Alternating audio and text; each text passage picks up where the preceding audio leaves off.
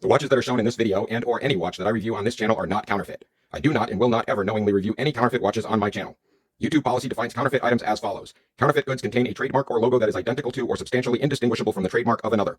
And YouTube also defines further that they mimic the brand features of the product in an attempt to pass themselves off as a genuine product of the brand owner. None of the items I review on this channel meet either one of these requirements. I do not review items that are identical in any way to any brand or that attempt to pass themselves off as a genuine product of the brand owner. These items are all purchased legally and are publicly available to anyone to purchase themselves. To the best of my knowledge, all of the watches that I review are made by companies that have done their research to make sure that the items they sell are legal. I do not produce these items, I only review them. Once again, the watches you see in this video and any watch you see on this channel reviewed by me is not and are not counterfeit items as defined by YouTube policy. Hey guys, Dave the Watchman here coming at you with another watch review video. Today I've got something a little bit different. What I'm going to do today is I'm actually going to go over how to utilize the bezel on a GMT watch and how it compares to the bezel on a regular dive watch. These are more than just features on a watch, but they actually do provide a function and a convenience for us if you know how to utilize them properly. So if you don't know the difference between a dive watch bezel and a GMT watch bezel, this is going to be the video that you're going to want to pay attention to. So without further ado, let's get into this. I do have a selection of watches here. One is a Seiko, two of them are Seikos, and one of them is an Abusive watch. The Abusive is a dive watch, and the two Seikos, well, this is a Seiko dive watch, and this is an Abusive dive watch, and this is the Seiko GMT watch. So basically, I'm just going to go over how you actually set and utilize the bezels on these watches. So the dive watch bezel is actually a little more simple than a GMT watch bezel, but they do serve completely different functions. The dive watch is basically designed to keep track of time, almost like a timer. So let's say you have 15 minutes or 10 minutes. Let's just make it simple. Let's say you have 10 minutes to do something, whether it's you have it's supposed to be utilized for oxygen while you're diving so that you can remember what time you went into the water. But let's just say you're using it for something else. So the idea behind it would be that if you're going in the water, like this is set currently to 10:10 or 10:09, you would just put the arrow right at the 9. That would be 9.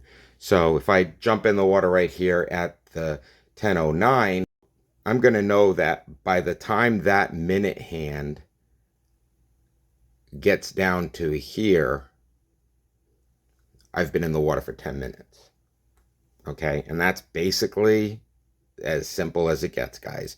So you can utilize this for shopping, you can use it for studying, you can use it for whatever you need to set a timer for, which most cases, it's not going to ring or beep or tell you anything, but just when you look at the watch, you're going to know.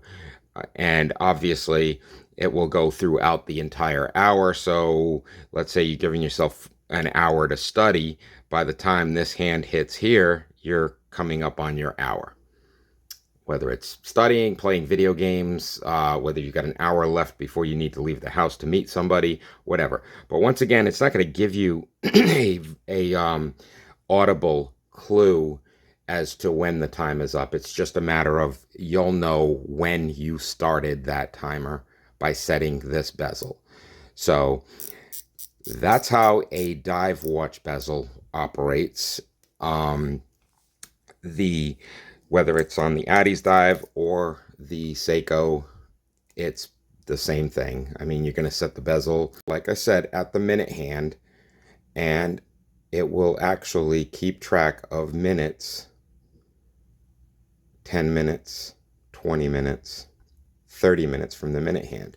Now, can you use it for the hour hand? Sure, you can use it for the hour hand. You can set this at the hour hand. So we're setting it at the 10 o'clock position.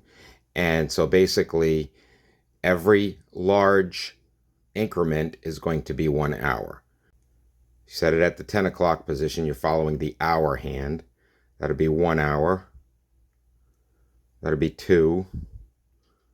then that would be 3, then that would be 4, so on and so forth, all the way until you reach the hour hand, all the way around. That would be 11 hours since you set the timer, and then that would be your 12th hour. So that's basically how you utilize it for an hour.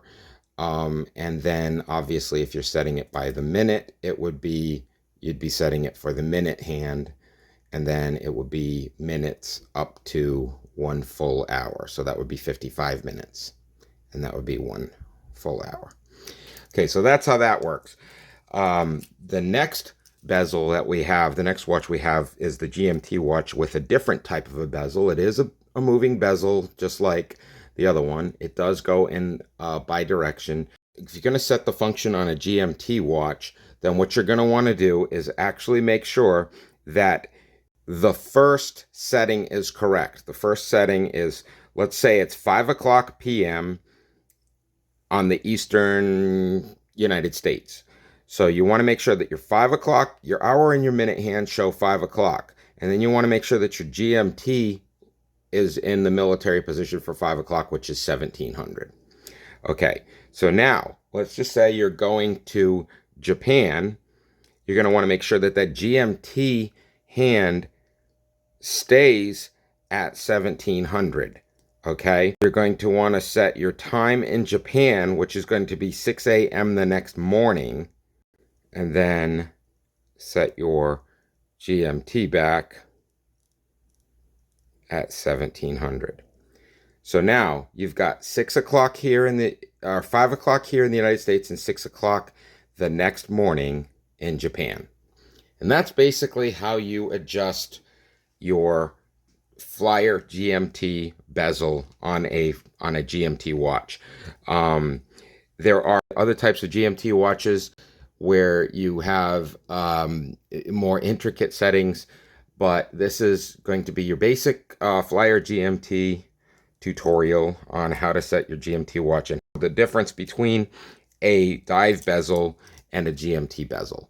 So that's basically, and you do need to be aware of how to tell military time or 24-hour time in order to effectively use the GMT bezel, because the outer ring is going to be a 24-hour ring. So quick recap, you've got, if it's 5 o'clock here, if it's 5 o'clock here in the United States on the Eastern Coast, then you set that for 1700, which is 5 o'clock p.m.